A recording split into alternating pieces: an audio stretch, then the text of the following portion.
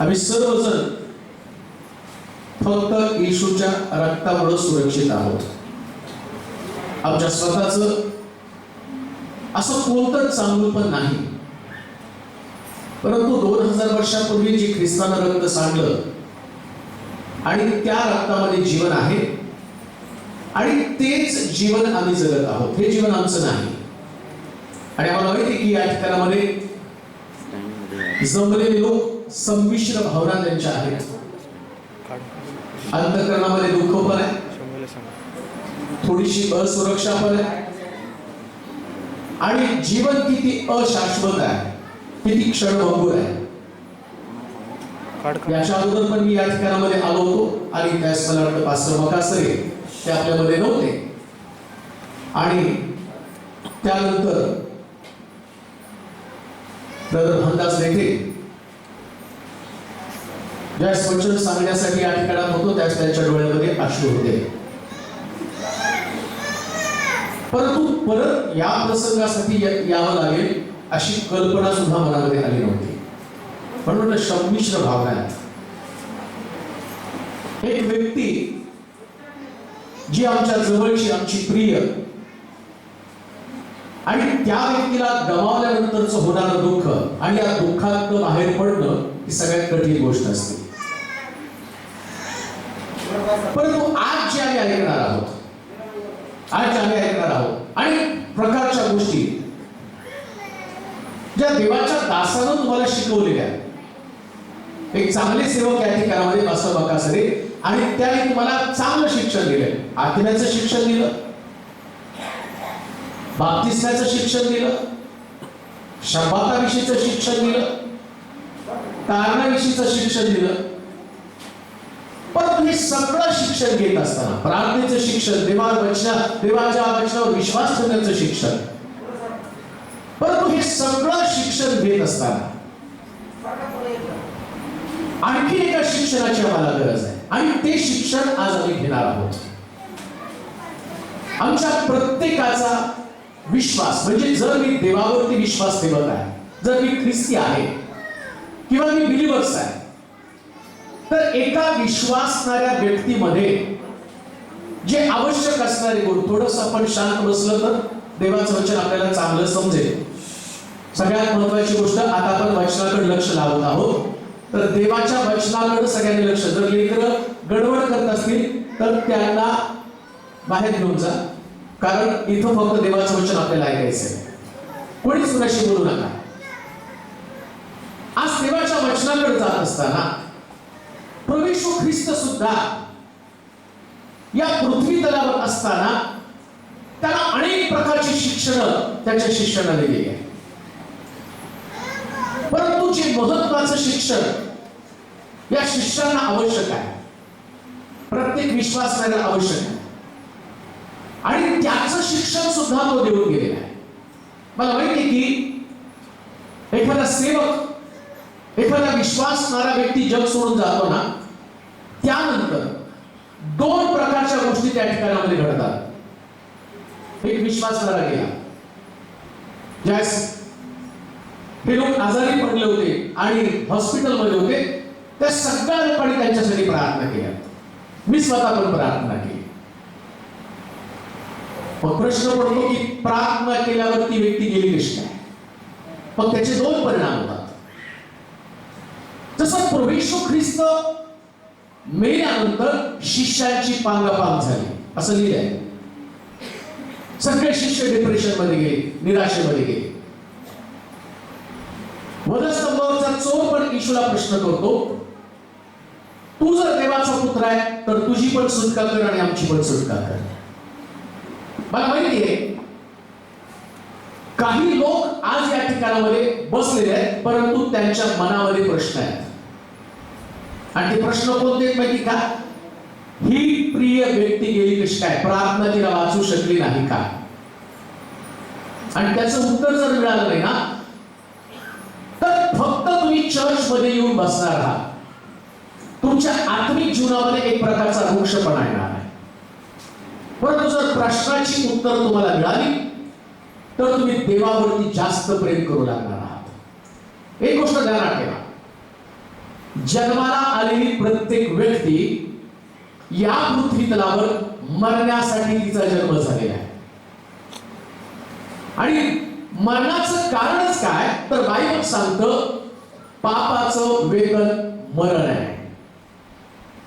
ज्या दिवशी आमच्या आईने गर्भ धारण केला दावीद म्हणतो मी तेव्हापासूनचा पापी आहे. मग हे पाप वाढतं आणि मनुष्य मरतो. परंतु मनुष्य मेल्यानंतर त्याचा देह त्याची मरण नावाच्या शापातनं सुटका होती. मरण नावाचा एक शाप आहे आणि शास्त्रामध्ये दिलं शेवटचा शत्रू. या जगामध्ये अनेक प्रकारच्या शत्रूला तुम्हाला तोंड द्यावं लागतं. आजारपण एक शत्रू आहे, दारिद्र्य शत्रू आहे, बेकारी शत्रू आहे, अपयश शत्रू आहे. परंतु या सगळ्या शत्रूला आम्ही हरवत हरवत आमचं आयुष्य जगत असतो. आणि शेवटचा शत्रू कोणतं मरण. आता एकदा मरण नावाच्या शत्रूला तुम्ही हरवलं मग त्याच्यानंतर पुन्हा तुमच्याकडे मरण नसणार असं बायबल सांगतं. मी या वचनाकडे जाण्याच्या अगोदर एका विशेष प्रकारच्या आणि वचनाकडे तुम्हाला घेऊन जाऊ इच्छित आहे.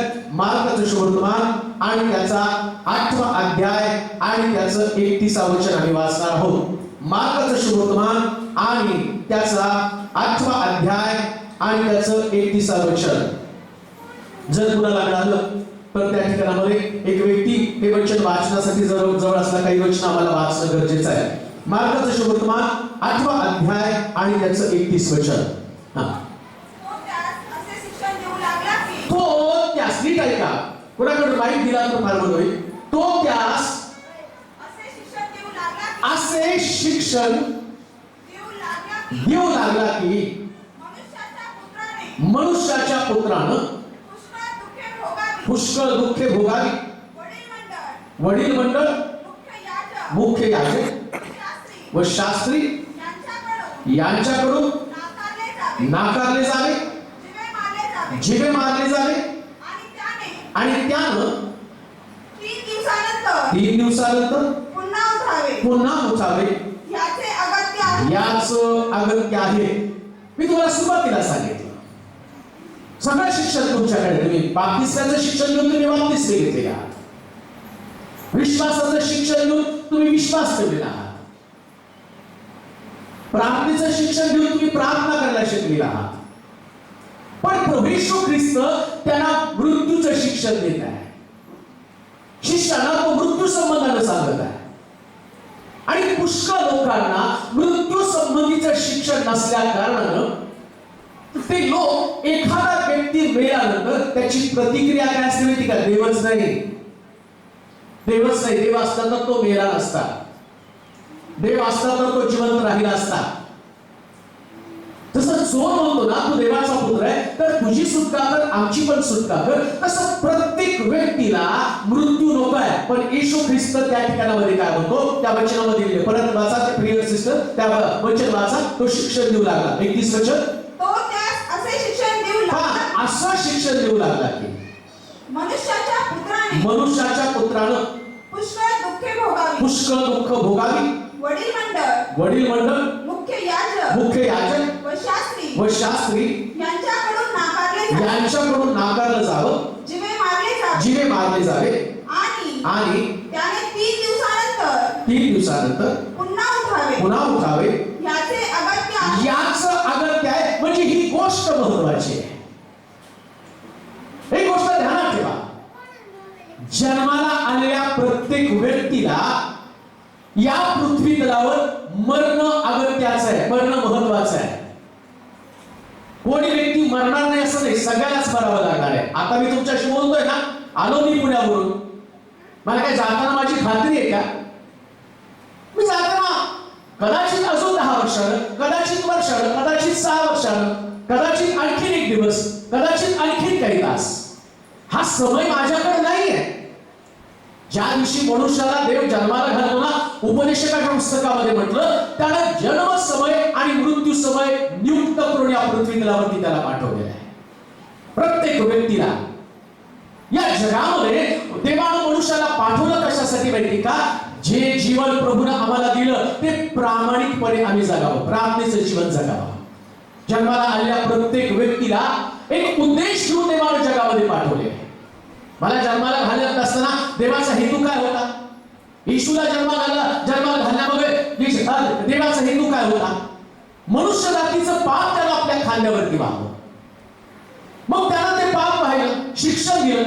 33.5 वर्षाचा झाल्यावर तो तरुणपणी गेला.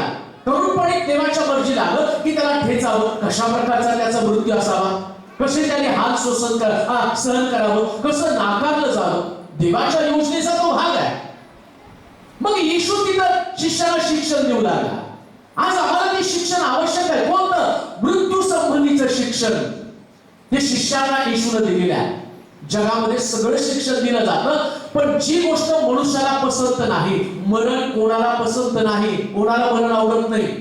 मरण दे आणि दुःखदायक, क्लेशदायक आहे.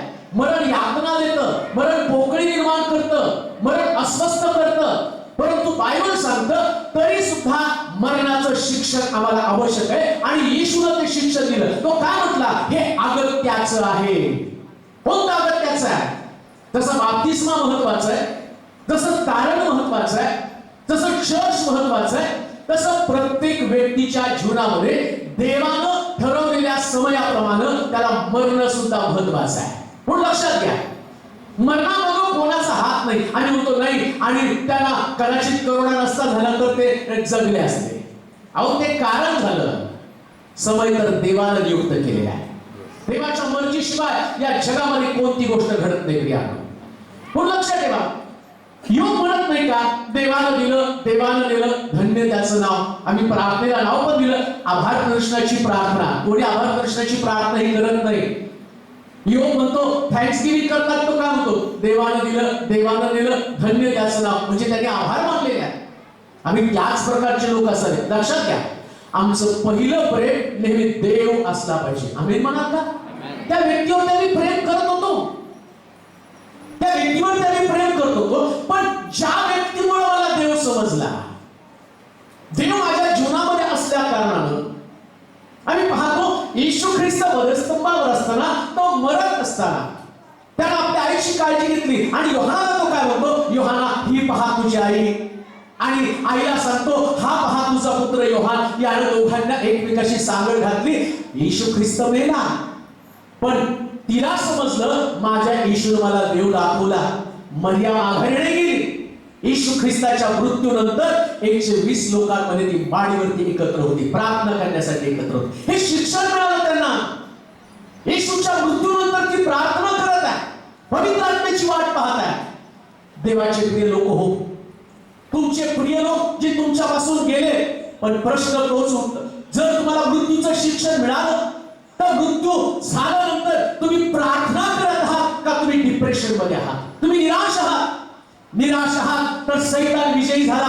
पण जर तुम्ही प्रार्थनेमध्ये आहात तर तुमचा ख्रिस्त, पुनरुत्थित ख्रिस्त याच्या विजयाची घोषणा तुम्ही करत आहात. कोणत्याही परिस्थितीमध्ये सैतानाला विजय होऊ देऊ नका. तुमचं विजय आणि ख्रिस्तामध्ये बंदिस्त होऊ द्या. कारण ज्यानं मरणावरती विजय मिळवला, बायबल सांगतो जसं मरण आवश्यक आहे तसं पुनरुत्थान होणं आवश्यक आहे. जर ते मेलेले आहेत, माझा ख्रिस्त मेला आणि आमच्या मंडळीतले लोक ते गेलेले आहेत, परंतु जर येशू पुनरुत्थित झाला तर हे लोक पुनरुत्थित होणार आहे. हे पण अगत्याचं आहे. जसं मरण अगत्याचं आहे तसं पुनरुत्थान सुद्धा अगत्याचं आहे. पाच वर्षात काय दिलं? मरण अगत्याचं आहे. तो त्यास असे शिक्षण देऊ लागला, मनुष्याच्या पुत्रानं पुष्कळ दुःखे भोगावी. वडील मंडळ, मुख्य याजक व शास्त्री यांच्याकडून नाकारलं जावं, जिवे मारले जावे. आणि त्यानं 3 दिवसानंतर पुन्हा उठावे. म्हणजे मरण जसं अत्यावश्यक आहे, ठीक आहे का? शिक्षण घ्या मरणाचं. तसं मरण एखाद्या व्यक्तीला चुकलं नाही. जन्माला आलेल्या प्रत्येक व्यक्तीला मरण चुकलं नाही. जसं मरण चुकत नाही ना, तसं पुनरुत्थान पण चुकत नाही. म्हणून बायबल काय सांगतं माहिती का? झोपी गेलेल्या लोकांविषयी तुम्ही अजाण असू. मरण म्हणजे काय? शास्त्र सांगतं ती झोप आहे. म्हणजे झोपलेला व्यक्ती उठणार आहे ना, मरणाला झोप असं म्हटलेलं आहे. मग जसं झोपलेला व्यक्ती व्यक्ती उठतो ना तसं मेलेला व्यक्ती परत उठणार आहे. हे संतगण आज तुमच्या आणि माझ्यामध्ये फरक काय असणार माहिती का? पौल काय म्हणतो माहिती का? जगणं ख्रिस्ताई, मरणं मला लाभ आहे. काय मरणं लाभ आहे? जसं बाप्तिस्मा झाल्यावर आनंद होतो ना, नीट ऐका. कदाचित माझं शिक्षण तुमच्या डोक्याच्या बाहेरच असेल, तुम्हाला त्याच्यावर आणि कदाचित तुमच्या डोक्यात ते शिरणार नाही, कारण आम्ही जगणारे लोक आहोत, आम्ही मरणारे लोक नाही. पण पौल म्हणतो या देहासंबंधाने मी मोठ्या पेचामध्ये जिवंत आहे तर प्रभूची सेवा करेल, मेलो तर प्रभूला भेटायला जाईल. यातली कोणती गोष्ट निवडावी ती मला समजत नाही. जीवनाचं ध्येय जर प्रभूला मिळवणं आहे, जीवनाचा उद्देश जर प्रभूची सेवा करणं आहे, मग सेवा करताना तुम्ही प्रभूची सेवा करत आहात. आणि एखादा व्यक्ती मरतो त्यास तो देवाला भेटायला जातो, दोन्ही पण गोष्टी फायद्याच्या आहेत. पण मेलेल्या व्यक्ती संबंधानं बायबल काय सांगतं? मृत पावलेल्या व्यक्ती संबंधानं बायबल काय सांगतं? जसा ख्रिस्त 2021 वर्षापूर्वी आला, तो लोकांना दिसला, त्यानं सेवा केली, तो मेला, तो कबरेतनं उठला, आता दुसऱ्यांदा परत ढगावरती बसून येणार आहे. त्याची चिन्ह जगामध्ये सगळी पूर्ण होत आहे. कोरोनाच एक चिन्ह आहे, याच्यापेक्षा भयंकर प्रकारचा आणि रोग येणार आहे. शास्त्रामध्ये लिहिलं प्रगट करण्याच्या पुस्तकामध्ये त्या स्त्री मरी, ही तर मरीची सुरुवात आहे, हे ट्रेलर आहे. ती मरी त्यास असं लिहिलंय, जवळजवळ 1/3 जर कदाचित ती मरी आल्यानंतर 1/3 म्हणजे जवळजवळ 300 कोटी लोक जगामध्ये मरतील. 300 कोटी लोक. आता कुठं 5-7 लाख लोक मेले त्याने घाबरून गेलोय. पण ख्रिस्त येण्याच्या अगोदरची जी मरी असणार आहे, 1/3 लोक त्या मरीने मरतील, इतकं विध्वंस तिथं असणार आहे. मग त्याच्यात सापडून पण पुष्कळ लोक मरणार आहे. आता जगाची लोकसंख्या मी जर 900 कोटी धरली तर त्याच्या हिशोबाने मी तुम्हाला सांगतो की 300 कोटी लोक मरतील, ती मरी असणार आहे. पण बायबल काय सांगतं माहिती का? मरण हा लाभ का म्हटला पौल? कारण ज्या प्रभू येशू ख्रिस्त ढगावरती बसून येईल त्यास मेलेले ते पहिल्यांदा उठणार आहेत. जी मेले त्यांना पहिल्यांदा उठण्याचा अधिकार, आणि जी जिवंत आहे त्यांचं रूपांतर होणार आहे. म्हणून पौल काय म्हणतो माहिती का? ख्रिस्ताबरोबर माझं पुनरुत्थान पहिल्यांदा होणार आहे. म्हणून मेलेल्या व्यक्तीचा लाभ कोणता? या जगामध्ये आम्हाला दुःख, कष्ट, पीडा, नाकारलं जाणं, छळ, अपमान, निंदा, रोजचं कष्ट, हे जग एवढं वाटतं तेवढं चांगलं नाही. बायबल सांगतो तो विसावा आहे. म्हणून ज्यावेळेस तुम्ही जुना करार वाचाल ना तर तिथं असं लिहिलं की अब्राम मेला आणि तो विसावा पावला, आपल्या पूर्वजांच्या उराशी जाऊन तो निजला. आम्हाला ते कळलंच नाही, ते शिक्षणच कळलं नाही. आम्ही फक्त रडतो आणि आम्ही देवाला प्रतिप्रश्न करतो, तो प्रिय व्यक्ती तू का मारला? एक गोष्ट ध्यानात ठेवा, येशू ख्रिस्त शिक्षण देतो, तो मानव म्हणून सगळ्या गोष्टी सांगत आहे. देवाचे प्रिय लोक हो, या मंडळीला मी एक प्रश्न करेल. हे प्रिय लोक गेल्यावर तुमच्या अंतःकरणामध्ये किती अस्वस्थता आहे? तुम्ही देवाला प्रश्न केला का? देवा तू का वाचवलं नाही? आणि देवानं का वाचवलं नाही त्याचं उत्तर पण मी तुम्हाला देणार आहे. मला माहिती आम्ही खूप प्रार्थना केल्या आणि का वाचवलं नाही त्याच्यासाठी आम्ही जाणार आहोत मार्कचं शुभवर्तमान त्याचा 14वा अध्याय आणि त्याचं 35 आणि 36 वचन. मार्क शुभवर्तमान 14वा अध्याय आणि त्याचं 35 आणि 36 वचन. मग तो काहीसा पुढे जाऊन भूमीवर पडला व त्यानं अशी प्रार्थना केली की, कोणी प्रार्थना केली? येशूनं प्रार्थना केली. काय प्रार्थना केली? शक्य तर ही घटका माझ्यावर टळून जाऊ. आणि तो म्हणत होता अप्पा बापा तुला सर्व काही शक्य आहे. हा प्याला माझ्यापासून दूर कर. तरी माझ्या इच्छेप्रमाणे नको तुझ्या इच्छेप्रमाणे हो. शिक्षण काय देतो? येशू मरणासंबंधाचं शिक्षण देतो. जे मरणासंबंधीचं शिक्षण आम्हाला आवश्यक आहे. आणि मरणासंबंधीच्या शिक्षणामध्ये ज्या येशू समोर मरण आलं, गेशवानी बागेमध्ये शेवटच्या टप्प्यामध्ये प्रभू येशू ख्रिस्त आला, तो पण मानव होता आणि त्याला कळलं की आता त्याचं मरण होणार आहे. आणि त्यानं काय प्रार्थना केली माहिती का? ही घटका म्हणजे मरणाची जी घटका आहे ती टळली जाऊ दे, हे मरण माझ्यापासून दूर कर. येशूला पण मरण नको होतं, तो तुमच्या आणि माझ्यासारखा मानव होता, पण त्याला माहिती होतं देवाची योजना काय, जन्माला आलेला प्रत्येक व्यक्ती मरावा, प्रत्येक व्यक्तीनं मरावं आणि देहाच्या शापातनं त्यानं सुटावं. कोणता देहाचा शाप आहे? आदमाला त्यानं सांगितलं सगळ्या झाडाचं फळ मधल्या झाडाचं फळ खाऊ नको, ज्या दिवशी तू खाशील त्या दिवशी तू मरशील. आज्ञाभंगपणा केला, पाप केलं, देवाविरुद्ध बंड केलं, एखादी चूक केली, त्याच्याद्वारे मरण जगामध्ये आलं.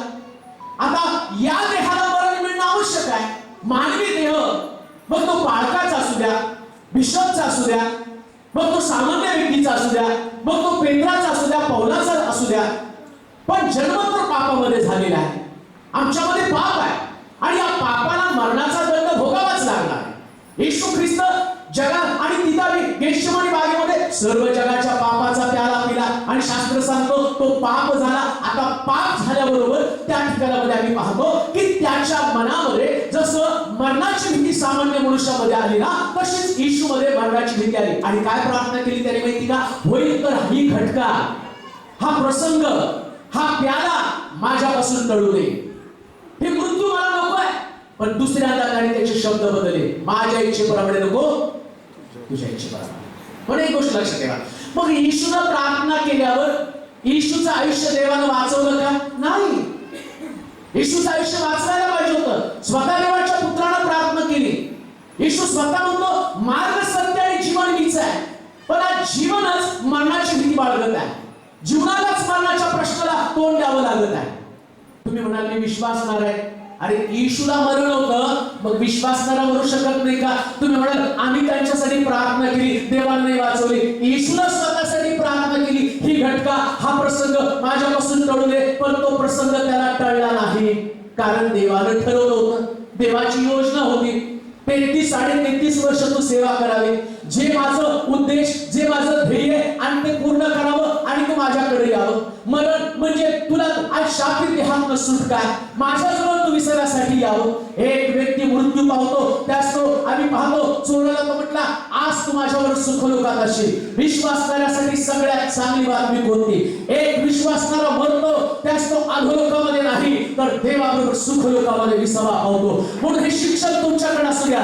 लक्षात ठेवा, तुमचे प्रिय लोक जे तुमच्यापासून गेलेले आहेत ते दुसरीकडे तिसरीकडे कुठं नसून सुखलोकामध्ये देवाच्या विसाव्यामध्ये आहे. म्हणून दुःख करू नका. बायबल सांगतं परराष्ट्रीय व्यक्तीसारखं शोक करू नका, कारण त्यांना आशा नाही, परंतु माझा विश्वास आहे जे संतगण या मंडळीचे घटक आहेत, जे गेलेले आहेत, आम्हाला त्यांच्यासाठी आभार का मानायचं? परमेश्वरानं दिलं, परमेश्वरानं दिलं, धन्य त्याचं नाव, धन्य त्याचं नाव. लक्षात ठेवा, जन्माला घातलेल्या प्रत्येक व्यक्तीला आपल्याकडे बोलवण्याचा अधिकार फक्त देवाचाच आहे. आणि म्हणून ही घटका तुमच्या प्रार्थनेने टळली नाही. तुम्ही प्रार्थना केली, मी प्रार्थना केली, मला नाही कधी वाटत मी प्रार्थना केली. पुष्कळ लोकांसाठी मी प्रार्थना केली गत दिवसामध्ये. करोनाचे कितीतरी लोक मला फोन करत होते. माझ्या स्टेटसवर तुम्ही बघाल, जे लास्ट स्टेजला होते ते वाचले. आणि मग मला मोठा प्रश्न कधी कधी पडला, ते वाचले हे का नाही वाचले? मग देवाने या वचनाकडे शिक्षण घे मृत्यूचं. येशूनं प्रार्थना केली घटका टळू दे, पण त्याने टळू दिली नाही. त्याने म्हटलं तुला असंच मरावं लागेल. कशासाठी? जर पुनरुत्थान आहे तर मरण सुद्धा आहे, आणि जर मरण आहे तर पुनरुत्थान पण आहे. म्हणून दुःखी होऊ नका, प्रार्थना करा. मेलेल्या व्यक्तीसाठी आम्हाला रडायचं नाही. लक्षात ठेवा, विश्वासणारे लोक मृतांसाठी शोक करत नाही. मी वचनातून तुम्हाला दाखवतो काय दिलं देवाच्या वचनामध्ये, काय परमेश्वर आमच्याकडनं अपेक्षित करत आहे, आणि ते आम्हाला त्या ठिकाणामध्ये जाणून घेणं फार गरजेचं आहे. वचनामध्ये काय लिहिलं वाचूया. यिर्मयाचं पुस्तक त्याचा 22वा अध्याय आणि त्याचं 10 वचन. यिर्मयाचं पुस्तक 22वा अध्याय 10 वचन.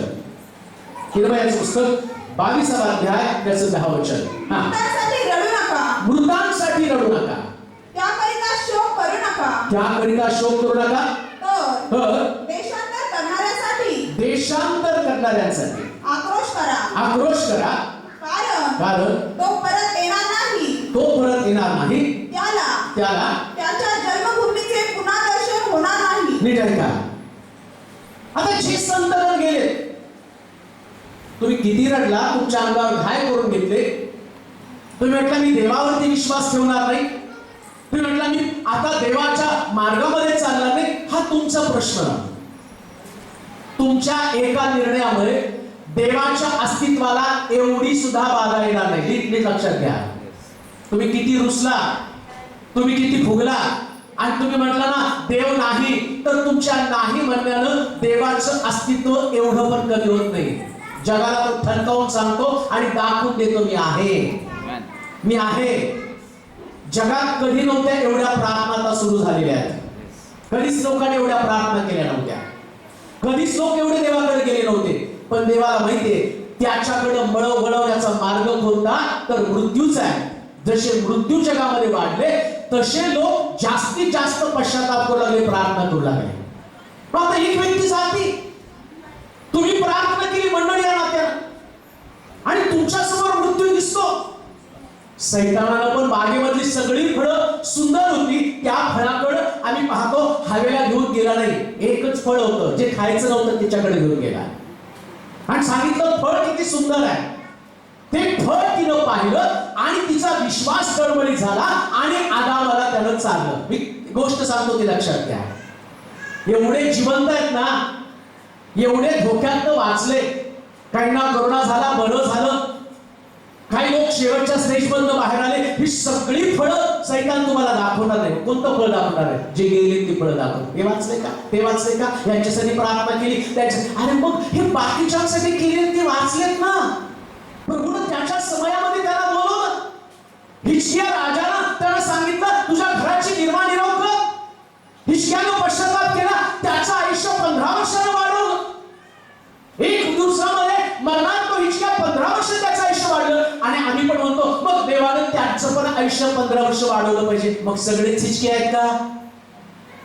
लाजरस कबरेमध्ये होता, त्याचं शरीर सडलं होतं आणि येशूला लाजरसला कबरेतनं बाहेर काढले. मग तुम्ही म्हणाल चला कबरेमध्ये पुष्कळ लोक मिळेल आणि त्यांना बाहेर काढा, सगळेच लाजरस बनतील का? तो देवाचा प्रश्न आहे, तो देवाचा प्रश्न आहे. आम्हाला मृतांचं शिक्षण घ्यायचं. काय शिक्षण घ्यायचं? होईल तर हा प्याला मजपासून टळू दे, पण माझ्या इच्छेप्रमाणे नको तर तुझ्या इच्छेप्रमाणे. आणि देवाची इच्छा काय? एक व्यक्ती तो मेला आणि त्यानं जग सोडून गेलं. तो आता त्याच्यासाठी दुःख करू नका. मग कशासाठी दुःख करायचंय? जे लोक देश सोडून चालले, नीट ऐका, या मरणामुळं काही लोक विश्वासापासून भरपूर चालले, ज्याने सैतानाने त्यांचा ताबा घेतलेला आहे. काही लोक सैतानाच्या जाळ्यामध्ये अडकलेले आहेत. दावीद देवाच्या हृदयासारखा मनुष्य, दावीदानं बत्शेबेशी व्यभिचार केला आणि एक मूल तिच्याद्वारे जन्माला घातलं. नीट ऐका, मृत्यूचं शिक्षण, मरणाचं शिक्षण तुम्हाला काय शिकवतं? कसे तुमच्या जीवनाची बांधणी करते. आज पुष्कळ लोकांना या वाचनाची गरज आहे, कारण जगामध्ये पुष्कळ विश्वासणारे विश्वासापासून तुटले जात आहेत आणि त्याचं कारण मृत्यू आहे. पुष्कळच्या परिवारामध्ये हे मृत्यू आले. मला एका मुलीनं फोन केला, तिचे आई वडील दोघं पण खूप आजारी होते. माझ्या चर्च मधली मुलगी होती आणि मग ते म्हटले बाळासाहेब प्रार्थना करा, दोघं पण खूप सिरियस आहे. मी माझं काम केलं, प्रार्थना केली आणि दोघं पण मारले, दोघं पण गेले. मग तिने मला प्रश्न केला, मी एवढी प्रार्थना केली, तुम्ही पण एवढी प्रार्थना केली, मग का माझे आई वडील, माझे मम्मी पप्पा का वाचले नाही? मी खूप दुःखी आहे. मी म्हटलं मी देव नाही, मी फक्त मध्यस्थ आहे. जसं ख्रिस्तानं मध्यस्थी केलेला हा प्याला मजपासून टळू दे, तशी मी मध्यस्थी केली. ना ख्रिस्ताचं मरण टळलं, ना तुझ्या आई बाबांचं मरण टळलं, कारण या देवाची इच्छा होती. जीवन देण्याची देवाची इच्छा आहे. मग मरण जर त्याला वाटलं त्याच्या इच्छेप्रमाणे, मी पुन्हा तुम्हाला सांगतो, आज मेली नाही म्हणजे ती अमर राहणार नाही. 10 वर्षानंतर मृत्यू येणारच आहे. पण देवाच्या हातातला मृत्यू, असं शास्त्रात लिहिलं, लिहून ठेव. इथून पुढे ख्रिस्तामध्ये मरणारे ते धन्य. आशीर्वादी कोण आहे? जे ख्रिस्तामध्ये असताना मरणार ते आशीर्वादी. म्हणून आता जे वचन आम्ही वाचतो, समजा एक व्यक्ती प्रार्थना करून प्रभूकडे गेली, ठीक आहे का? आता तिला आशीर्वाद काय? ख्रिस्तामध्ये मरणारे ते धन्य, कारण करण्याचा लाभ होत असताना देवाचा पुत्र आकाशात अकस्मात प्रगट होईल.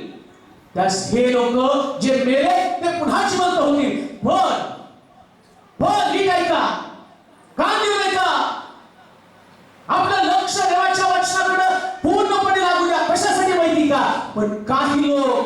एखाद्या व्यक्तीच्या मृत्यूमुळे ते अंतःकरणामध्ये तुटले, देवापासून दूर गेले, प्रार्थनेपासून दूर गेले, पहिल्यासारखं देवाविषयीचं आकर्षण त्यांच्यामध्ये नाही, का तर त्यांचं प्रेम त्या व्यक्तीवरती होतं. मी तुम्हाला प्रश्न तोच टाकेल, तुमचं प्रेम व्यक्तीवरती आहे का व्यक्तीनं दाखवलेल्या देवावरती आहे? कोणती व्यक्ती देवापेक्षा मोठी जागा तिला कधीच मिळता कामा नये, कारण व्यक्तीवरती देव मात्र अमर आहे. व्यक्तीला तुम्हाला पुनरुत्थित करता येणार नाही, पण देवाला तुम्हाला पुनरुत्थित करण्याचं सामर्थ्य आहे. एक व्यक्ती आणि तुम्हाला देव दाखवेल, पण देव स्वतः आहे तो तुम्हाला प्रगट होईल, आणि त्या प्रगट होणाऱ्या देवापासून जर एक व्यक्ती दूर चालला, शास्त्र काय सांगतं? मृतांसाठी शोक करू नका, देश सोडणाऱ्यांसाठी रडा, देवाचं घर सोडणाऱ्यांसाठी रडा. आम्हाला बाकीच्या लोकांसाठी नाही रडायचं. जे लोक संतगत देवाचं आणि हे पृथ्वी तर सोडून गेलं त्यांच्यासाठी नाही आम्हाला रडायचं, त्यांच्यासाठी नाही आम्हाला शोक करायचा. मग कोणासाठी शोक करायचा? जे लोक देवाच्या घरापासून दूर चालले त्यांच्यासाठी आम्हाला रडायचं. आम्हाला कशासाठी अश्रू गाळायचे? कारण या लोकांना परत फिरण्याची आशा नाही. हे लोक प्रभूकडे परत येऊ शकणार नाही. हे लोक ज्यास प्रभू येशू ख्रिस्त ढगावरती बसून येईल, आणि त्यानंतर या लोकांना समजा ते माघारी गेले, समजा ते प्रार्थनेपासून दूर गेले, समजा ते तारणापासून दूर गेले, समजा ते विश्वासापासून दूर गेले, आणि त्या व्यक्तीला जर अचानक मरण आलं तर मी काय करू का? भांडास देठे प्रभूकडे गेले, प्रभूच्या जवळ विसावा पावले, मागासरे पासून प्रभूच्या घरी गेले, विसावा पावले. या लोकांनी आपली धाव संपवली. कोण म्हणतो मी धाव संपवली? विश्वास राखला, त्यांनी विश्वास राखला, ते प्रभूकडे गेले. आणि हे लोक गेले म्हणून मी दुःखी झालो, आणि मी मंदिरावर बहिष्कार घातला, मी प्रार्थनेवर बहिष्कार घातला. मी म्हटलं नाही प्रार्थना करणार का, तर प्रभूने हे काढून दिलं. आणि तुम्ही किती आदळापट केली तर ना मकासरे पासून स्वर्गातनं खाली येणार, ना भांडास देते प्रभू त्यांना खाली पाठवणार आहे का? त्याला तुम्ही नाही, त्यांनी जर वाचवलं असतं तर मी विश्वास. लक्षात ठेवा, देवाला विश्वास तुम्ही ठेवण्यासाठी तो चमत्कार करत नाही. देवाला त्याचं अस्तित्व अबाधित राखण्यासाठी आणि तुमच्या तारणासाठी. काय सांगतो माहिती का? तारणाचं संबंध झालं, तू आपल्या अंतःकरणात विश्वास धर, मुखानं कबूल कर, म्हणजे तुझं तारण होईल. तारण तुला विश्वास ठेवल्याने मिळणार आहे. तारण देव तुम्हाला फुकट देतो, त्याच्यासाठी तुम्ही देवाला आत नाही घालू शकत. अमक्या व्यक्तीला वाचव मग मी विश्वास ठेवेल. अरे तो व्यक्ती तर प्रभूजवळ गेला, आणि आज रात्री तुला मरण आलं तर काय? म्हणून तरी का श्रीमंत म्हणून तिला गप्प करा, त्या पोरीला एकदम गप्प करा, तिला बाहेर घेऊन जा.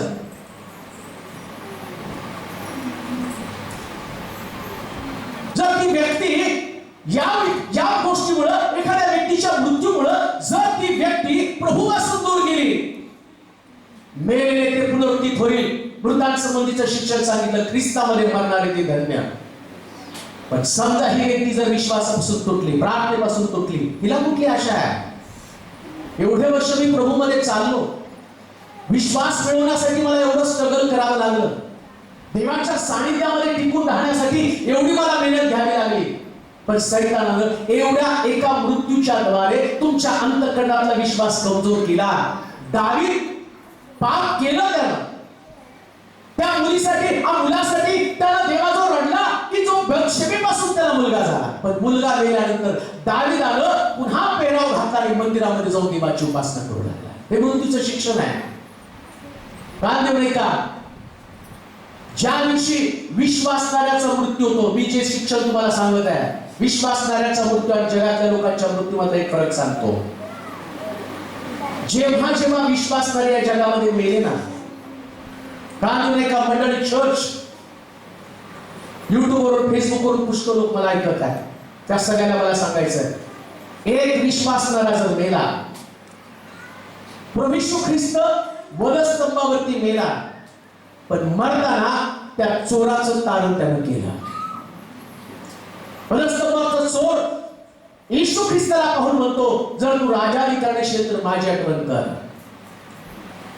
ज्यावेळेस स्तेफनाला दगडमार करत होते, स्टेफन दगडमार होत असताना मेला असं लिहिलंय पवित्र शास्त्रामध्ये. तेवढी वचनं काढून दाखवायला मला वेळ नाही. स्टेफनाच्या वस्त्राजवळ पौल त्याच्या बाजूला शाऊल त्याच्या बाजूला थांबलेला होता आणि इकडे स्टेफन मेला आणि तिकडे शाऊलाचा जन्म झाला. हे विश्वासणाऱ्याच्या मृत्यूचं रहस्य आहे. विश्वासणारे मरत नाहीत, ते जन्माला घालतात. अनेक विश्वासणारे असे सेवक या शाऊलानं अनेक मंडळांची स्थापना केली. हे विश्वासणाऱ्याच्या आणि मृत्यूचं सिक्रेट आहे. येशू ख्रिस्त पण मरणाचं शिक्षण देताना काय म्हणतो माहिती का?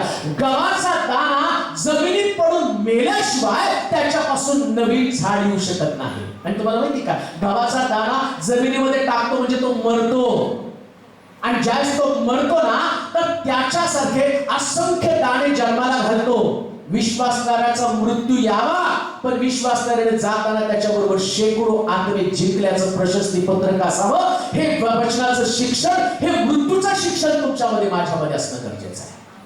आज मी तो प्रश्न करेल, काय त्या लोकांच्या मृत्यूमुळे तुमचा विश्वास कमजोर झालाय का?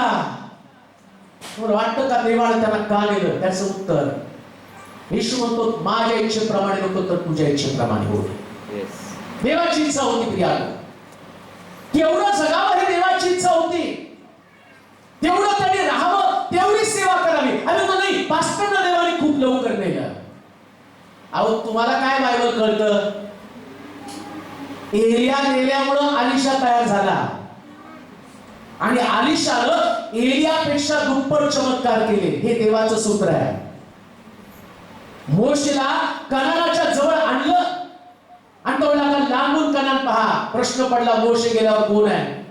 तो म्हणतो, जसा मी मोशे बरोबर होतो तसं यहोशुवा मी तुझ्या बरोबर असणार आहे. तो देव आहे, तो देव आहे.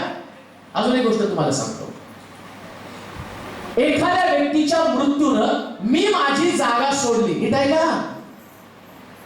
जसं भांदास तेथे त्यांचा मुलगा अजून पास्टर बाकस बरेच लोक या मंडळीमधनं गेलेले आहेत. मग आता संभ्रम निर्माण झाला, सैतान आला आणि तो म्हटला, काय तुझ्या प्रार्थना एवढ्याने प्रार्थना केल्या, हे झालं ते झालं, आणि आता तू तुझी जागा सोड, तू सेवा करू नको. तुम्ही सेवा सोडली म्हणून सेवा थांबत नाही, कारण तो देव आहे. तो देव आहे. तो त्याच्यापेक्षा भारी जबरदस्त व्यक्तीला तयार करतो आणि त्याची सेवा पुढे नेतो, त्याची सेवा पुढे नेतो. पण प्रश्न तुमचा आहे, तुम्हाला देवाने अभिषेक कशासाठी दिला होता याची आठवण तुम्हाला होणं गरजेचं आहे. मला देवाने अभिषेक कशासाठी दिलेला आहे? म्हणून पौल म्हणतो, शर्यतीत धावणारे सर्वच धावतात, पण बक्षीस मात्र एकाला मिळतं. सगळेच पळत आहे, पण काही लोक पळता पळता थांबलेत. त्या मृत्यूमुळे कदाचित तुम्ही थांबलेले आहात. मग त्याच्यासाठी तुम्हाला रडायचं नाही. अजून एक गोष्ट मी तुम्हाला सांगतो, या मृत्यूचं शिक्षण ईश्वर शिष्याला देत असताना त्याला काय सांगितलं? या लोकांसाठी तुम्हाला शोक करायचं नाही, ही शेवटची या लोकांसाठी असणारी सभा. लक्षात घ्या, ही शेवटची सभा बरं का. याच्यानंतर तुम्ही त्यांच्यासाठी रडला, तुम्ही त्यांच्यासाठी दिवस घातला, तुम्ही त्यांच्यासाठी जेवण केली, तरी सुद्धा त्याच्याशी त्यांचा काहीही संबंध असणार नाही. मी जे सांगतो ते बाहेरचं सांगत नाही, देवाच्या वचनातून तुम्हाला सांगतो. पहा त्या ठिकाणामध्ये उपदेशकाचं पुस्तक त्याचा 9वा अध्याय 5 आणि 6 वचन आम्ही वाचणार आहोत. उपदेशकाचं पुस्तक 9वा अध्याय 5 आणि 6 वचन. उपदेशकाचं पुस्तक 9वा अध्याय 5 आणि 6 वचन. आपल्याला मरायचं आहे, हे जिवंताला निदान कळत असतं, पण मेलेल्यांना काही कळतं का? मग आता तुम्ही रडला, मग कसं पास्टर पाहणार आहेत का? पाहणारच नाही की पाहणार आहेत का तुम्ही रडायला लागलेला? बायबल सांगतं ना, पण आम्हाला रडायचंय. अजून काय म्हणतात त्याच्या पुढे? त्यांना आणखी काही फलप्राप्ती होणार नसते, त्याला अजून काही फलप्राप्ती होणार नाही. नीट ऐका बरं का. आज हे शिक्षण जगातल्या प्रत्येक व्यक्तीपर्यंत पोहोचणं गरजेचं आहे. काय होतं बरं? समजा एक व्यक्ती, माझा भाऊ मेला, माझी बहीण मेली, माझा नवरा मेला, माझा बाप मेला. बरेच लोक ते मेल्यावरती म्हणतात याला मोक्ष मिळायला पाहिजे. याला सुटका मिळायला पाहिजे. पण बायबल काय सांगतं माहिती का? एकदा मनुष्य मेला, एका व्यक्तीचा मृत्यू झाला, त्या मृत्यूनंतर त्या व्यक्तीला तर काही कळत नाही आणि त्याला फलप्राप्ती पण काही होत नाही. म्हणजे काय हो? जो व्यक्ती जिवंत आहे ना, मी काय का जे बोलतो ते तुम्हाला, जिवंत आहे तर त्याच्यासाठी केलेली प्रार्थना देव ऐकेल. जिवंत आहे तर त्याला सांगितलेली सुवार्ता देव ऐकेल. अजून बऱ्याच ठिकाणी मी मध्ये पाहतो, कब्रस्तानला 2 नंबरवर गेल्यात ना, तुमच्याकडे आहे का नाही माहिती, पण आमच्या सोलापूरमध्ये ते 2 नंबरला गेल्यावर तिथं अंड आणि दारूची बाटली ठेवून येतात. का तर त्याला असलं तर नवरा दारू पित होता, त्याला अंड आवडत होतं,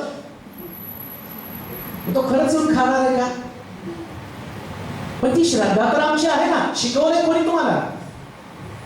बायबल तर सांगतं, त्या कबरेत टाकताना पाळत प्रार्थना करतो ना, ही शवगर्तिका आशीर्वादित कर. मी नाही करत ती प्रार्थना. का माहिती का? मरण हा शाप आहे. शवगर्तिका आशीर्वाद. आशीर्वादाची व्याख्या काय माहिती का? 133 स्तोत्रामध्ये सांगितलं, आशीर्वाद म्हणजे अनंतकालिक जीवन. मग त्या पेटीला कसलं अनंतकालिक जीवन मिळणार? शवगर्तिका म्हणजे पेटी.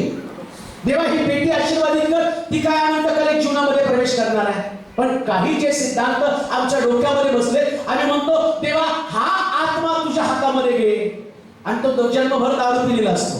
पण पाळकाला प्रार्थना करावी लागते, या आत्म्याचा स्वीकार कर. एवढंच नव्हे तर त्याला खांद्यावरती घेऊन गाणं पण गातात, अविनाशी सुख दे मज पामराला, सद्भक्त येता प्रभू मिठी मारी.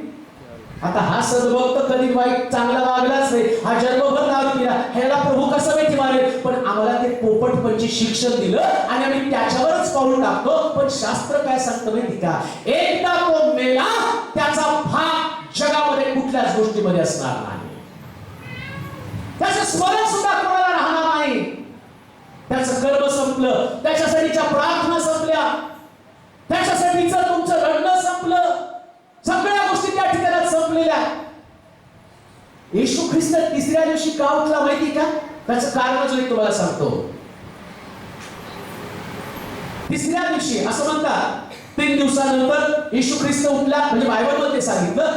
त्यावेळेस या स्त्रिया, या येशू बरोबरचे जे 5 लोक होते, या 5 लोक आणि कबरेकडे गेले आणि त्या स्त्रिया आपल्या आपल्या बरोबर त्यांनी मसाले घेऊन चालले होते येशूला लावण्यासाठी. आणि येशूला हे दाखवून द्यायचं होतं, एकदा मेल्यावर मसाला लावा, फुलं टाका, मेणबत्त्या लावा, त्याचा काही उपयोग नाही. का? कारण या गोष्टीचा भाग त्या मृताला काही होत नाही, पण जिवंत व्यक्तीला सुवार्ता सांगितली, त्याचं कारण झालं तर त्याचं रात्र स्वर्गाच्या राज्यामध्ये होणार. ते महत्वाचं आहे, ते महत्वाचं आहे. म्हणून मृतांच्या संबंधीच्या शिक्षणामध्ये गोष्ट ध्यानात ठेवा.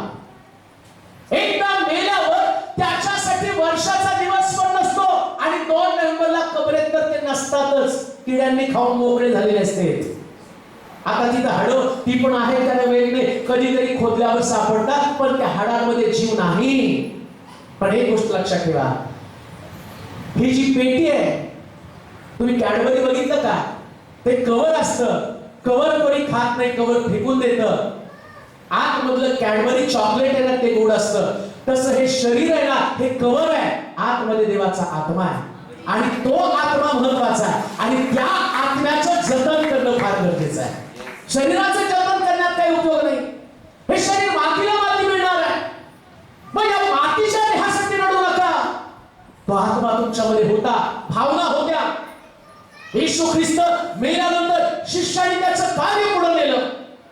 हे कार्य तुम्हाला पुढे न्यायचंय. आता तिथंच रडत बसायचं नाही. जास्त एक विश्वासणारा व्यक्ती रडतो ना, येशू ख्रिस्त पुनरुत्थान झाल्यावर त्यानं मरियेला पहिल्यांदा सांगितलं. काय सांगितलं माहिती का? मरिये, जाऊन पेत्रला पहिल्यांदा सांग मी पुनरुत्थान झालो. का तर पेत्र रडत आहे. त्याला आणि प्रत्येकाचे अश्रू पुसायचे. सांत्वन ह्या स्वतःला, धीर धरा आणि जोश मध्ये या, उत्साहित व्हा. या मृतांचा कुठला सहभाग त्याच्यामध्ये असणार नाही. ते फक्त तुमच्याशी भावनिक नातं होतं. मी तर भावनिक पण म्हणत नाही, एक अटॅचमेंट असते हो. आम्हाला फाटकं शर्ट पण लवकर फेकायची सवय आहे, ते पण आम्ही ठेवतो. कधी घालत नाही पण तरी आम्ही ठेवतो. का तर आम्हाला त्याची सवय लागलेली आहे. तसं आम्हाला या शर्ताप्रमाणे आमचे लोक आम्हाला आवश्यक असतात, बाकी दुसरं काही नाही. बघा घरामध्ये ते मला परवा एका व्यक्तीने फोन करून सांगितलं, खूप सिरियस आहे आणि त्यांचं दुःख आम्हाला बघवत नाही. पहिली प्रार्थना माझ्या आयुष्यात मी केली, पास्टर त्यांना आता प्रभूनं न्यावं यासाठी प्रार्थना करा. मी म्हणली या लोकांना पहिल्यांदा कळलं मरण आणि जीवन काय आहे. प्रभूच्या इच्छेच्या हातामध्ये सोपवून द्या. होईल तर हा प्याला बसून टळू दे, पण माझ्या इच्छेप्रमाणे नको तर तुझ्या इच्छेप्रमाणे होऊ दे. देवाची इच्छा जाणून घ्या. देवाची इच्छा काय आहे? तो म्हणतो मृतांचा सहभाग, त्याचं प्रतिफळ आता त्यांना मिळणार नाही. आता त्यांच्यासाठी प्रार्थना केली तर त्या प्रार्थनेचा उपयोग नाहीये. हा पण जिवंत आहे तोपर्यंत एकमेकासाठी प्रार्थना करा, एकमेकाला बोध करा, सांत्वन द्या. मंडळीच्या लोकांनो, जे जिवंत आहे त्यांच्यावरती प्रेम करा. मेलेल्या व्यक्तीविषयी तुमचं प्रेम आता कुचकावाचं, आता राग नाही, आता द्वेष नाही. लक्षात घ्या, मरण सगळ्यात चांगलं का? पौल म्हणतो मरण हे लाभ आहे का हो? जिवंत लोकांचं एकमेकावर पटत नाही, एकमेकाच्या शेजारी पण राहत नाही. मेल्यावर एका कबरेत टाका, एकावर एक घट टाका, भांडतात का ते? आई कुठे गेला राग, कुठे गेला द्वेष, कुठे गेलं प्रेम? सगळं संपलं तिथं. ती प्रेत तिथं पडलेली आहे. म्हणून पौल म्हणतो एकदा मेलो ना या भावनाच नष्ट होऊन जातात. आता आत्मा सुस्थितीमध्ये राहतो. या आत्म्याला सांभाळण्यासाठी हे जिवंत पण फार कठीण जातं. काही लोकांची मतं पटत नाही, काहींची विचारसरणी पटत नाही. विश्वासाची युद्ध लढावं लागतं, पुष्कळ प्रकारच्या प्रश्नाला तोंड द्यावं लागतं. पण एकदा देहामधून आत्मा गेला तर माझा देह मोकळा होतो आणि प्रभूच्या आणि आगमनापर्यंत मी देवाच्या वचनामध्ये टिकून राहतो. म्हणून शास्त्र सांगतं वचनाचं शिक्षण काय? पुन्हा वाचूया ते वचन. आपल्याला मरायचं आहे, जिवंताला निदान कळतं तरी मेलेल्यांना तर काहीच कळत नाही,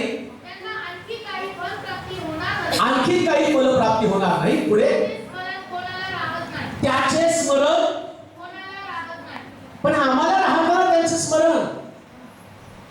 आमच्या डोक्यात तर घर करून बसलं ना, ते का गेले त्यांना तर स्मरण नाही.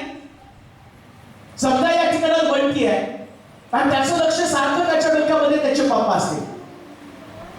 पप्पा का गेले, पप्पा का गेले, मास्टर का गेले, आणि त्याच्यामुळे तो डिस्टर्ब झालेला आहे. त्याचं प्रार्थनेचं जीवन कमी झालं, माहित नाही मला त्याच्या बाबतीमध्ये काय. पण समजा या सगळ्या गोष्टी त्याच्या डोक्यामध्ये चालू आहे, पण पप्पा तर कुठल्याच गोष्टीचा विचार करत नाहीत ना. शास्त्रात दिलं ते काही पण विचार करत नाही. अजून एक गोष्ट तुम्हाला सांगतो मी. एकदा एक स्त्री एक येशूचा शिष्य येशूकडे आला आणि येशूला त्यांनी प्रश्न केला, नीट ऐका बरं का. मृत्यू संबंधीचं शिक्षण जाणून घ्या. तुमचे डोळे आणि तुमचे कान उघडे ठेवा आणि तुमची बुद्धी पण उघडी ठेवा. आला एक येशूचा शिष्य येशूकडे. त्याच्या डोकं मानवी बुद्धी हो, मानवी बुद्धीने त्याने प्रश्न केला, प्रभूजी मला एका प्रश्नाचं उत्तर दे. म्हटलं काय? एक बाई होती, तिचा नवरा मेला, मग भावाने तिच्याबरोबर लग्न केलं, तोही मेला. मग दुसऱ्याने लग्न केलं, तोही मेला. असे 6 जण मेले. स्वर्गात ती कोणाची बायको असणार आहे? येशूने उत्तर दिलं, स्वर्गात कोणीच कुणाला ओळखणार नाही. कोणी कुणाची आई नाही, कोणी कुणाचा बाप नाही, कोणी कुणाचा भाऊ नाही, कोणी कुणाची बहीण नाही, कोणी कुणाचा नवरा नाही आणि कोणी कुणाची बायको नाही. पृथ्वी तलावरच आहे. लोटबाई लोटाच्या मागे पळते, पळता पळता आणि गल्लीमध्ये असणाऱ्या सदोम गोमरातले तिच्या मैत्रिणीची आठवण झालं, मागे वळून बघितली, मिठाचा खांब झाली. स्वर्गामध्ये कोणी कुणाला ओळखत नाही. आता बंटी इथं जर रडत बसला पप्पा पप्पा करून आणि बंटी जर तिथं नरकामध्ये जाऊन पडला, समजा देवाच्या वचनाप्रमाणे चालायचं बंद करून, तर पप्पा तिकडून चुकून पण म्हणणार नाही बंटीला माझ्याकडे पाठवा. का? तर तिथं लिहिले शास्त्रामध्ये श्रीमंत मनुष्य मेला, गरीब लाजरस मेला, जो दाराच्या बाहेर बसून आणि त्याचं शरीर आणि ते कुत्रे चाटत होते, फोड त्याचे चाटत होते. पण श्रीमंत मनुष्य स्वर्गामध्ये गेला, तो आता लाजरसला माझ्याकडे पाठव आणि त्याचं पाण्याचं करंगळीमध्ये पाण्यामध्ये करंगळीचं मोड उडव आणि माझ्या ओठावर त्याला सोडायला सांग. त्याच तो म्हणतो आता तिकडून इकडे कोणी येणार नाही. आणि लाजरसला पण तिकडे जाण्याची इच्छा नव्हती. का? कारण त्याला ठाऊक आहे पृथ्वी तलावरचं दुःख मी भोगलं, आता स्वर्गामध्ये मला देवाच्या बरोबर असणं गरजेचं आहे. हे माझ्यासाठी चांगलं आहे. शिक्षण आहे. इथं नातेच नाहीये, स्वर्गामध्ये कुठली नातीच नाही. आणि लक्षात ठेवा, इथं तुम्ही धाय मोकळून रडाल. कधी कधी तुम्ही बघितलं त्या प्रेताला सोडत पण नाही, मला नाही जायचं स्वर्गामध्ये. तिकडं कोणी प्रभूजवळ पडून रडणार नाही. का माहिती का? या सगळ्या भावना फक्त पृथ्वी तलावरती आहेत. हे शरीर आहे, भावनेचं बनलेलं शरीर आहे. ते एकमेकाला दिसतात, एकमेकावरती प्रेम करतं. ही भावना पृथ्वी तलावरती. स्वर्गामध्ये तसं नसणार आहे. स्वर्गामध्ये आम्हाला देवाचं हृदय मिळतं. कसं? देवाच्या दृष्टिकोनातनं सगळे समान आहे, समान आहे. अजून एक गोष्ट तुम्हाला उदाहरण थोडक्यामध्ये सांगतो. हे सगळे तुम्ही चर्च मध्ये येता, सगळे एकमेकाला प्रेज लॉर्ड करता. चर्च मध्ये जेवण असल्यावर सगळे एकत्र जेवतात. पण चर्च सुटल्यावर सगळेजण आपापल्या घरी झोपायला जातात ना. पण समजा एक परिवार त्याने न चर्च सुटल्यावर आपल्या घरी न जाताना तो तर सिस्टर मला तुमच्या घरी यायचं आणि तुमच्या बेडवर काढून तुम्हाला खाली बसून तो तिथं निवांत झोपतो आणि तुम्हाला ताटकळत ठेवतो. हे तुम्हाला कधीच पसंत पडणार नाही. का? कारण हा तुमचा पृथ्वीवरचा स्वभाव आहे. तुम्हाला आपलं कळतं, माझं कळतं. स्वर्गामध्ये मात्र तसे स्वभाव नाही. का? कारण स्वर्गामध्ये देवाचा स्वभाव आहे. तो चांगल्यावर आणि वाईटावर सारखाच पाऊस पाडतो. मृत्यूचं शिक्षण काय? या पृथ्वी तलावर ज्यांच्यासाठी तुम्ही रडता, जे तुमचं नातं आहे ते स्वर्गामध्ये नातं संपणार आहे. ते नातं तुमच्याशी राहणार नाही. आता लाख मी माझ्या मंडळीसाठी, आता माझ्या मंडळी संबंधानं विचार करा. माझ्या चर्च शिवाय मला एक मिनिट पण करमत नाही. मी कधी पण लोकांनी सांगितलं पहिलं रविवार सोडून मला बोलवा. का? तर माझं माझ्या मंडळीवर प्रेम आहे. पण स्वर्गात गेल्यावर मंडळीकडे मी पाठ करेल. हिच्यामुळे मला कुठं खाली जायचंय. मला माहितीये माझं सगळ्यात मोठं स्थान स्वर्गामध्ये. मला तिथं मी ओळख पण देणार नाही. समजा मंडळीतले 4 लोक तिथं असतील तर नरकामध्ये असतील तर मी त्यांना ओळख देणार नाही. कारण का? अरे तिथं मी तुम्हाला भरपूर वचन सांगितलं, तेव्हा नाही ऐकलं आणि आता काय मी तुमच्यासाठी करू शकतो? एक गोष्ट लक्षात ठेवा, या पृथ्वी तलावरचं तुमचं जीवन देवाशी निगडीत असणं गरजेचं आहे. फक्त देवाभोवती फिरणारं जीवन असलं पाहिजे. मृत्यूच्या द्वारे आणि तुमच्या देवाची बंधनं तुटणं गरजेचं आहे. आणि म्हणून ठरलं की त्या मृतांसाठी शोक करू नका, तर काय केलं पाहिजे? जे आणि बाहेर त्यांच्यासाठी रास म्हटलेलं आहे. आता आणखी एकच वचन वाचूया आणि त्यानंतर आपण संपूया. थेसलोनिकराचं पहिलं पत्र, त्याचा 4था अध्याय, त्याची 13 पासून 18 पर्यंतची वचनं. थेसलोनिकराचं पहिलं पत्र 4था अध्याय आणि त्याची 13 पासून 18 पर्यंतची वचनं. बंधुजन हो, झोपी गेलेल्या लोकांविषयी तुम्ही अजाण नसावे अशी आमची इच्छा आहे. यासाठी की ज्यांना आशाच नाही अशा बाकीच्या लोकांसारखा तुम्ही खेद करू नये. एक गोष्ट लक्षात ठेवा, पौल विश्वासणाऱ्या लोकांना एक धोक्याचा इशारा देत आहे. तो तरी तुम्हाला माहिती असू द्या. अजाण म्हणजे तुम्ही अज्ञानी असू नका. कशा संबंधाने अज्ञानी? कोणत्या गोष्टीचं अज्ञान विश्वासणाऱ्या लोकांमध्ये आहे? ते म्हणतात विश्वासणारे. आता विश्वासणाऱ्यांची व्याख्या काय? ज्याला हालेलुया म्हणता आलं तो विश्वासणारा. काय प्रेज लॉर्ड येतं का तुम्हाला? आम्ही कसं ओळखतो? तो बिलीव्हर्स आहे. कसं? त्यांनी प्रेज लॉर्ड केलं. अहो त्याला बिलीव्हर्स म्हणत नाही.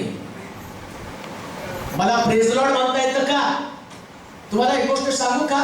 शाळेमध्ये गेल्यावर 1 बे क बे बेदुने 4 हे ठराविक एज पर्यंत 4थी पर्यंत ठीक आहे. पण जर तू कॉलेजमध्ये गेला, जर म्हटले ना त्याला बेचा पाडा येतो, तर तो मूर्खपणा. तुम्हाला सुरुवातीला हे प्रेज द लॉर्ड हालेलुया हे बेसिक शिक्षण एखाद्या विश्वासणाऱ्याचं तारण होईपर्यंत खूप चांगली गोष्ट आहे. त्याला प्रेज द लॉर्ड पूर्वी आमचं तारण झालं जास्त आणि कोणी प्रेज द लॉर्ड म्हटल्यानंतर आम्हाला आनंद वाटायचा. हे बिलीव्हर्स आहे. पण पौल आता त्याच्या पलीकडे जाऊन शिक्षण देतो. आता ग्रॅज्युएशनचं शिक्षण, ते शिक्षण काय? जे शिक्षणात त्यांनी दिलं, झोपी गेलेल्या लोकांविषयी तुम्ही अज्ञानी असू नका. तुमचं बिलीव्हर्स पण तिथं संपू देऊ नका.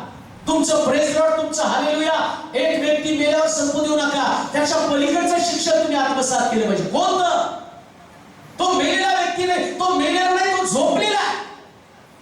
आणि त्याला या जगामध्ये त्या जग सोडून जाण्यामागं देवाचं हेतू, देवाची योजना होती. देवाच्या योजनेप्रमाणे तो गेलेला आहे.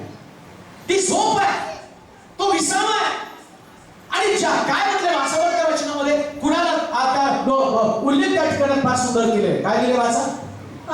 कारण येशू मरण पावला. नाही तेच वचन परत. बंधुजन हो, हा, झोपी गेलेल्या लोकांविषयी हा, तुम्ही अजाण नसावे, अजाण नसावं अशी आमची इच्छा आहे. माझी इच्छा आहे. पौलाची इच्छा काय? येशूची इच्छा काय? शिक्षण काय त्याचं? की तुम्ही मेलेल्या व्यक्ती संबंधीचं शिक्षण घ्यावं, मृतांचं. आणि काय शिक्षण आहे?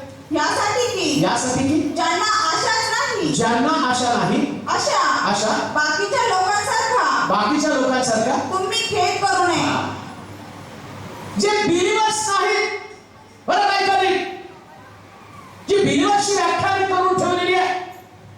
तो चर्चला जाणार आहे, बिलीवर्सची व्याख्या काय?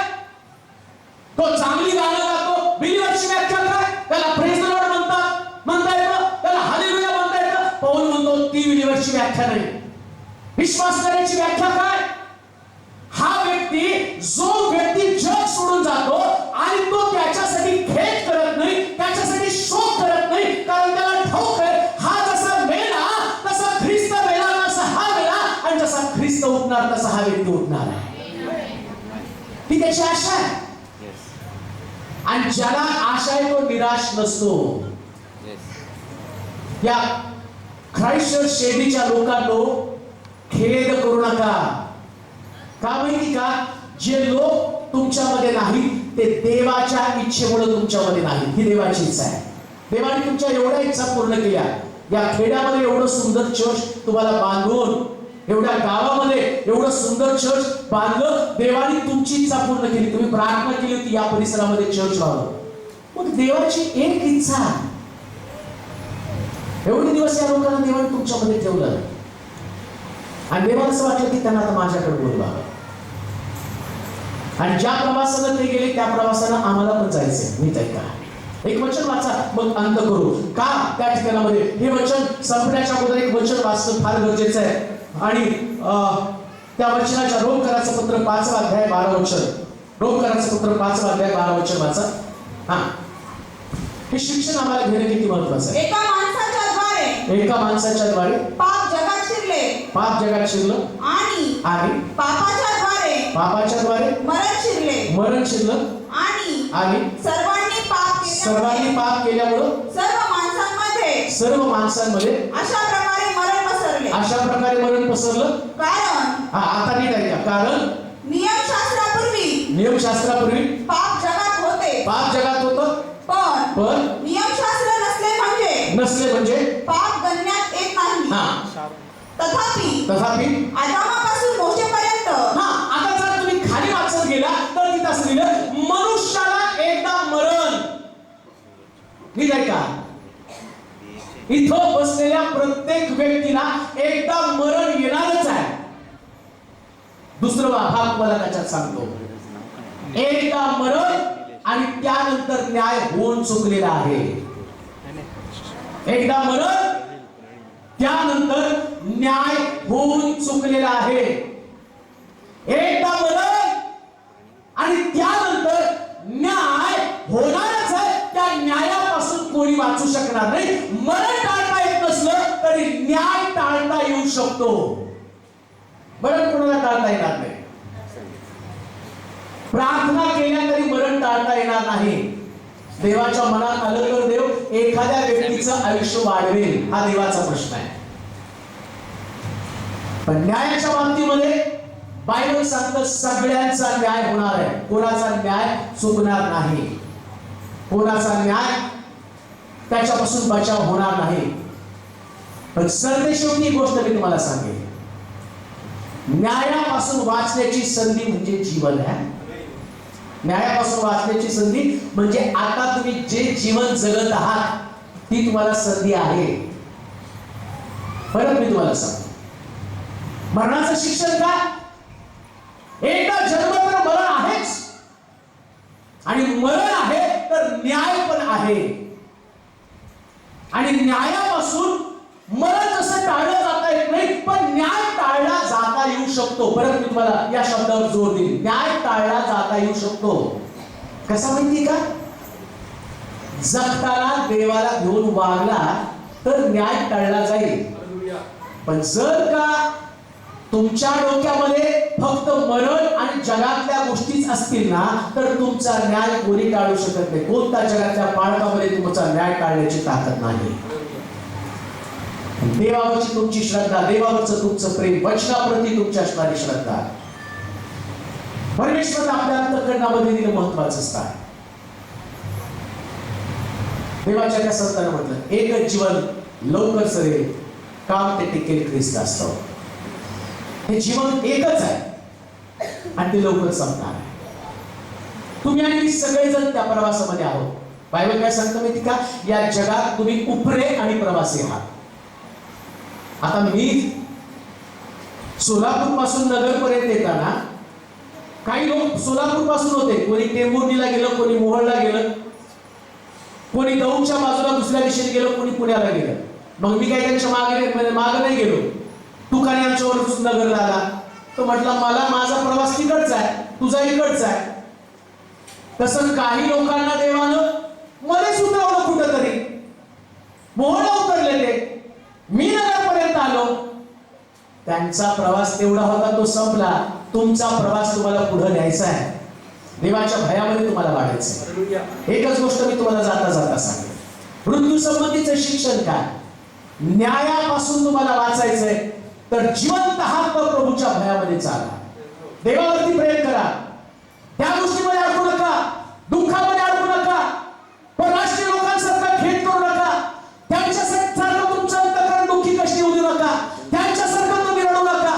आशा विरहित असणारे लोक, ज्यांना वाटतं की आता आमचे लोक आम्हाला दिसणार नाही, कुणी रडावं, ज्यांना असं वाटेल की भांडा असते ती दिसणार नाही, मग असले मास्टर दिसणार नाही आणि त्यांच्या मम्मी दिसणार नाही, हे लोक रडू शकतील. परंतु माझा विश्वास आहे, ज्यावेळेस प्रभू येशू ख्रिस्त ढगावरती बसून येईल, त्यावेळेस हे सगळे लोक आमच्या समोर असणार आहे आणि स्वर्गामध्ये आम्ही एकत्र आनंद करणार आहोत, स्वर्गामध्ये आम्ही जल्लोष करणार आहोत आणि स्वर्गामध्ये कुठला आजार पण नसणार आहे. आणि सगळ्यात चांगली गोष्ट काय माहिती का? स्वर्गात कोरोना नसणारच आहे.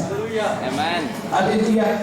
आता पट्ट्या बांधून यावं लागतात, बाहेर आल्यावर तर हातावर घ्यावं लागतं, ती पण गॅरंटी नसते. शेजारी बसलेला तोच आहे का दुसरा कोणतरी आहे, हातात हात द्यायचं तर भीती वाटते. स्वर्गात हे सगळ्या गोष्टी नसणार आहेत. तिथं आम्ही सगळेजण, तिथं सोशल डिस्टन्सिंग नाही, तिथं एकत्र जल्लोष आहे. मग किती सुंदर ठिकाण स्वर्गातलं. मी तर म्हणतो हे लोक स्वर्गात गेले, यांच्याकडे टेन्शन नाही, तिथं डॉक्टर नाही आणि तिथं हार्ट फेल नाही, तिथं शुगर नाही, बीपी नाही, कारण स्वर्गामध्ये जो देव आहे तो अद्भुत अलौकिक देव आहे आणि त्याच्या आम्हाला राहावं लागणार आहे. आणि म्हणून ही सगळ्यात चांगली गोष्ट कोणती?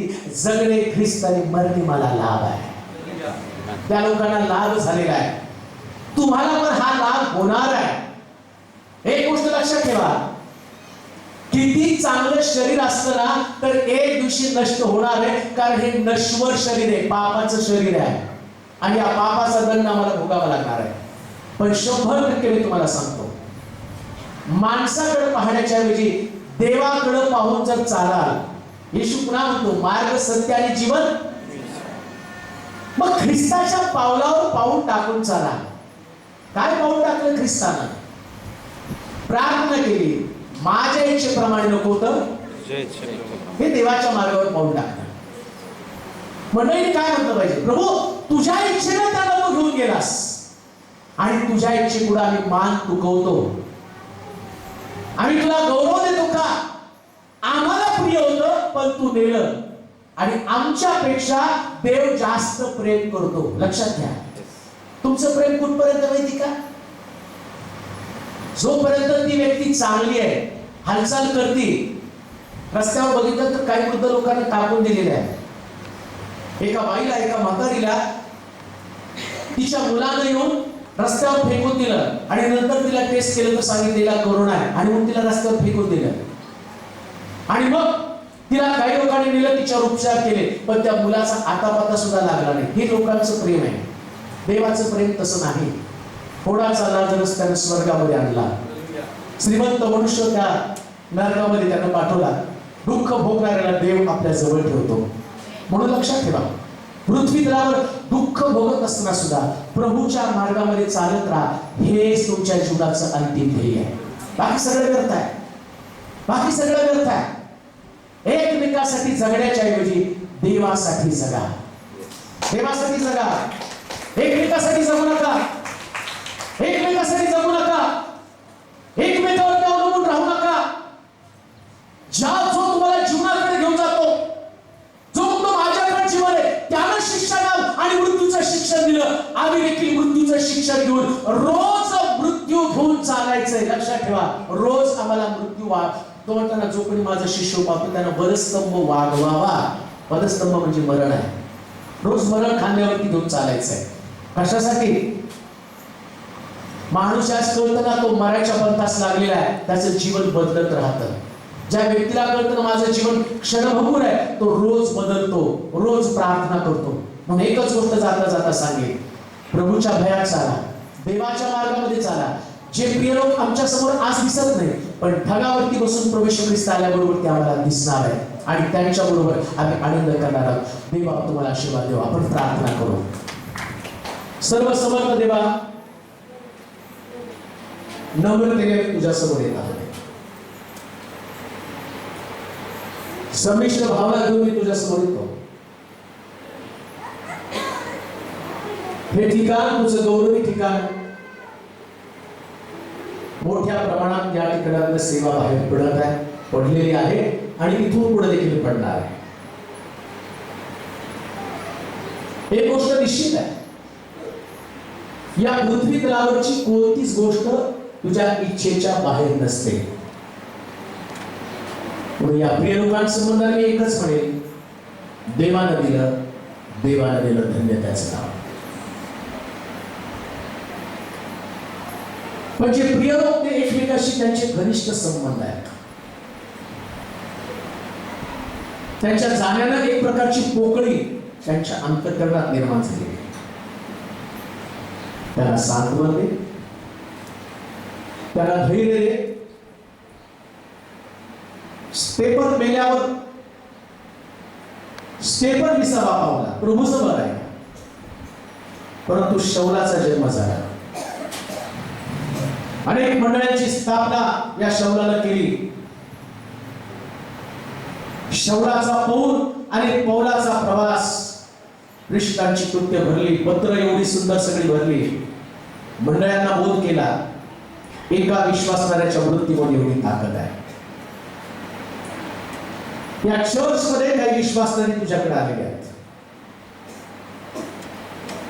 परंतु त्याच्यानंतर यांची सेवा जबरदस्त ताकदीने पुढे जाऊ दे प्रभूची. आम्ही मेलेल्या देवाची सेवा करत नाही, आम्ही पुनरुत्थित ख्रिस्ताची घोषणा करत आहोत. पवित्र आत्मा तुझं गौरवी सामर्थ्य इथं कार्यरत होऊ दे. संबंधित सर्व लोकांना तुझ्या स्वाधीन करतो. शोक संपू दे, कारण जे लोक गेले ते आता परत येणार नाही, आम्हीच त्यांच्याकडे जाणार आहोत. आणि अंतिम सत्य आहे, हे देखील सत्य आहे, मृत्यू आम्हाला टाळता येत नाही, पण मृत्यू नंतरचा न्याय आता आम्हाला जिवंतपणे टाळता येणार आहे. एकही व्यक्ती प्रभू तुझ्यापासून दूर असू देऊ नकोस, कारण जीवन अशाश्वत आहे, त्याची कुठली हमी किंवा खात्री नाही. कोणत्या क्षणीला, कोणत्या वेळेला, कोणत्या मोमेंटला आम्ही जग सोडून जाऊ याची कोणतीच खात्री नाही. मेल्यानंतर काय हा प्रश्न इथं आम्हाला जिवंत आहे तोपर्यंत सोडवायचा. पण इथून बाहेर पडणाऱ्या प्रत्येक व्यक्तीच्या अंतःकरणाला चुटपुट लागू दे. ख्रिस्ताच्या प्रीतीपासून मला कोण विभक्त करी, कोण म्हणतो मरण, संकट, छळ, उपासना, दंगे, धोके. पौलाला तर ख्रिस्ताच्या प्रीतीपासून मरणानं सुद्धा विभक्त केलं नाही. कोणत्या प्रिय व्यक्तीच्या मरणानं पौल आणि कष्टी झाला नाही, खिन्न झाला नाही, कारण त्याचं पहिलं प्रेम देव होता. तसं या लोकांचं पहिलं प्रेम फक्त देवच असावा, येशू असावा. प्रत्येकाला सांत्वन दे प्रभूजी, आणि हे लोक, हे प्रिय लोक पहिल्यापेक्षा जास्त विश्वासामध्ये वाढले. ही मंडळी अधिक आत्मिक बनव, अधिक तुझ्या वचनामध्ये त्यांना पुढे घेऊन जा. तुझी स्तुती करतो, तुझ्या पवित्र नावाला धन्यवाद देतो. पुन्हा एकदा सर्व प्रियजनांना तुझ्या स्वाधीन करत येशूच्या नावाची प्रार्थना केली म्हणत आहे.